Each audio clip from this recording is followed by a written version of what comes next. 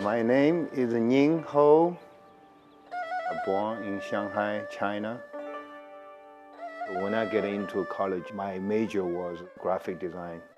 I decided design is much more about the beauty, form, and compositions rather than politics. And the most realistic painting in China at that time was pretty much political. Come to the United States is a choice. And when I was 26 years old, and I found out I have to develop my art. And my teacher tell me there's two countries you can go if you want to be yourself and self-taught, and United States and Paris. So I only have a relative living in the United States.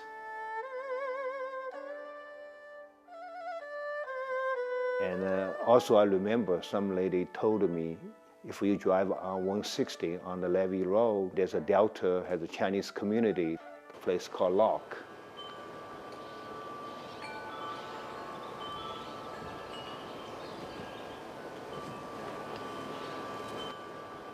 Nature is a great teacher. They teach you constantly, every day, every moment.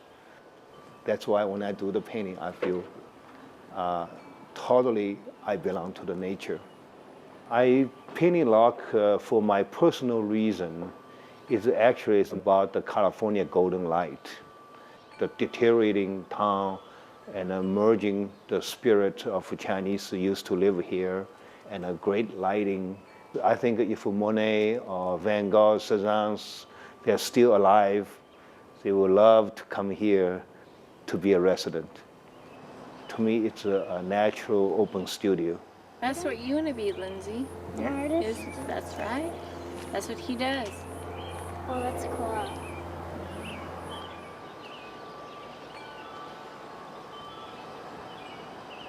For me, it was a kind of a surprise to see Ning's work because a lot of people don't know about his presence in the Sacramento region and in this community. And I was shocked when I first walked in and saw a whole lot of his paintings together, because here's an artist who's obviously worked for quite a long time, is very skilled at what he does, and yet I wasn't very aware of it, and I know a lot of other people aren't either.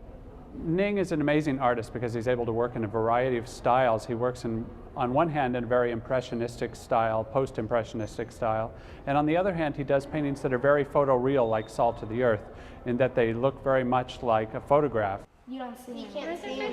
Why do you think the artist chose to make no faces? That's kind of an Because interesting choice. labor workers, usually you just think those are the people out there picking the grapes. You don't really know who they are. That's an interesting idea, because usually you don't know who they are. I don't understand why they're holding that part of the track. It's really vibrant. It all looks.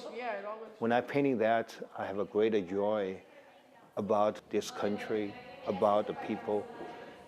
Location is Lodi, and machinery is Japanese, and a Chevy car, very much symbol of American society. And on the right side is the old Dutch bomb for European art, and the two Mexican workers, and one is the African American worker there, and one of the Mexican worker wear the wedding ring. So all those things capture that moment. I'm a Chinese painter, and I become America, and my wife is Irish. So I think that this painting is so meaningful for my individual life. Bottom line is my marriage really affect my painting. I'm learning about what is love. You know, sounds like so silly, so corny, but believe me, the country I come from, love never was first. Believe and take an order all the time. So I almost numbed what is called love. In my painting, I try to reach the energy which Western always call passion. Ning has been an inspiration because he's a supporter. He's bought a couple paintings from me. I just had a show at his gallery that went pretty well. Okay, Mr. Sunflowers, hold still. This is red canvas, so whatever you do is opposite, which is green. Right. Okay. My goal is to teach students to be spontaneous, to appreciate the life, appreciate the moment. Every 20 minutes, the light's changing, the shadows moving, and the color from blue to violets in the shadow, and from highlight, from red to gold. If you're not so spontaneous, you'll not be able to catch it. Subject is second, and energy first. Energy, universe. Paint the moment. Paint the moment. Whew. That's finished my interview, Father. The California golden light.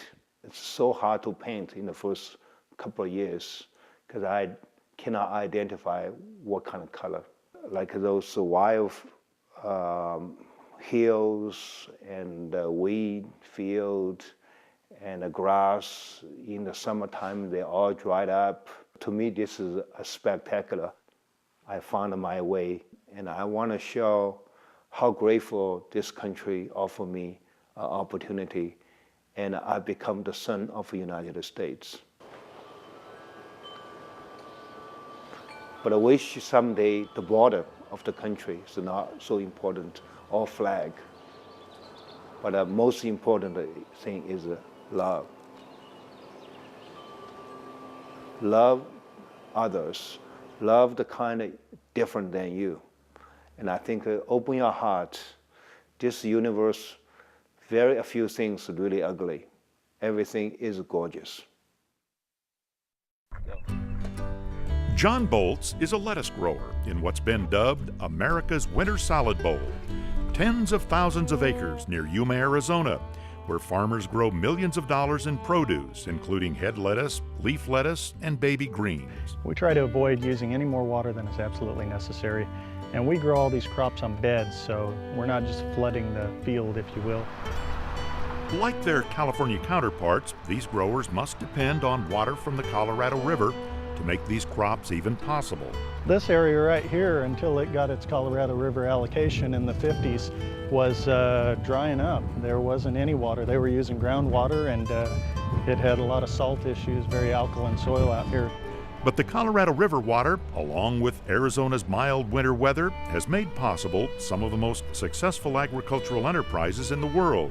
While the rest of the country shivers through cold temperatures, this region can turn out a lettuce crop in 80 to 90 days. In Arizona, a large percentage of the water is used by agriculture and to beneficial use for everybody, and it makes the food that you see in the stores reasonably priced.